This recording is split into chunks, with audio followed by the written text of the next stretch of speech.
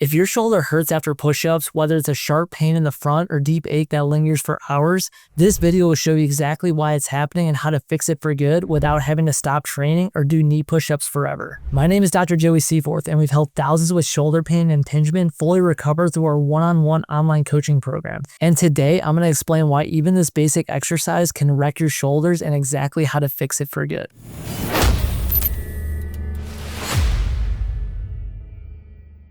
This video is specifically for active adults who get shoulder pain during or after push-ups. Maybe you tried different hand positions, maybe you switched to your knees, but the pain keeps coming back. Here's what we're covering. First, I'll explain our Big 5 system and why push-ups hurt even though they're easier than bench or dips. Then we'll do 2 quick tests to find where your weak link is. Next, I'll show you 3 exercises that actually fix the problem. And finally, we'll also discuss smart progressions to get you back into doing full push-ups. Here's something interesting. Push-ups require way less shoulder mobility than bench press or dips. You only need about 20 to 25 degrees of extension compared to 60 to 70 for dips. And you need about 55 to 65 degrees of internal rotation. So why do they still hurt? Because even though the mobility demands are lower, most people have terrible control. Your shoulder blade doesn't move properly, your serratus muscle is weak, and your upper traps are taking over everything. When you lack this control, the ball of your shoulder glides forward, your elbows blur out, and you get that pinching pain.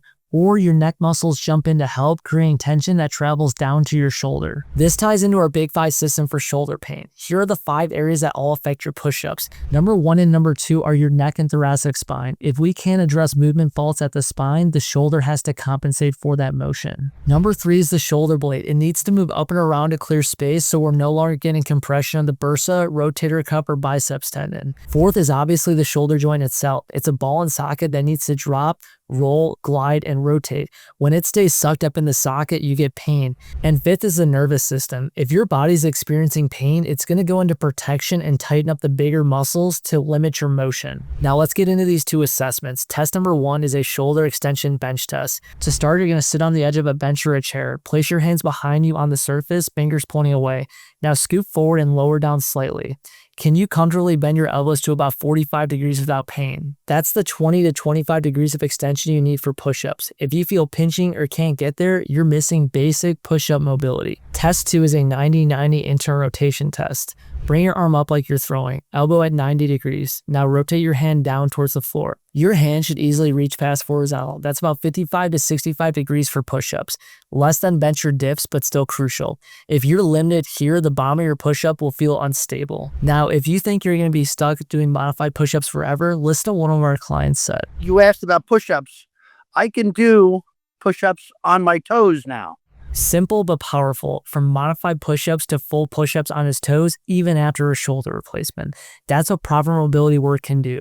Let me show you those exact exercises. Exercise 1 is a banded posterior immobilization. This frees up the shoulder capsule to improve mobility of the shoulder joint. Attach a band at shoulder height. Face away from it and place the band around the front of your shoulder, close to your armpit. Step forward to create tension. The band should be pulling your shoulder back. Now perform small bench press motions, letting the band guide your shoulder into a better position. The band is creating space in the joint while you move through the pattern. Do 2 sets of 15 to 20 reps, moving slow and controlled. This teaches your shoulder the correct path for push-ups while improving mobility. And if you want the full Big 5 shoulder guide, you can download it using the link in the description. Exercise 2 is an external rotation eccentric. We're building control in that internal rotation pattern.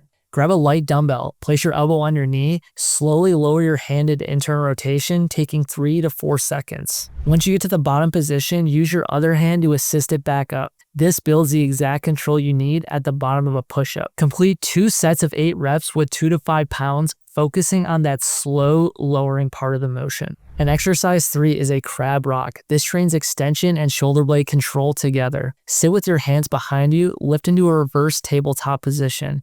Next, you're going to rock forward and backwards, letting your shoulders move through that push-up extension range. This is targeted because it combines mobility with stability, exactly what push-ups demand. To make this exercise easier, adjust your feet position to bring them closer, or do this exercise on a bench or a chair. Do 2 sets of 10 rocks, building that end range control. Quick reminder, like the video. Now, while you're building this mobility, here's your progression. Start with wall push-ups to limit the load, then incline push-ups on a bench, then knee push-ups with perfect form.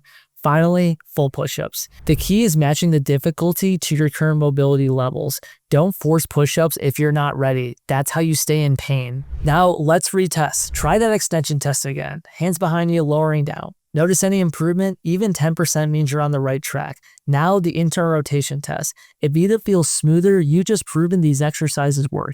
Keep doing them and watch your push-ups transform. Now let's bring it all together with a quick recap. Push-ups hurt because of control issues, not just mobility. We need 20 to 25 degrees of extension and 55 to 65 degrees of internal rotation. We tested both, then used banded mobs for joint space, external rotation eccentrics for control, and crab rocks for integrated strength and mobility. Now, although these are a great starting point for most people with shoulder pain, this is not the final solution.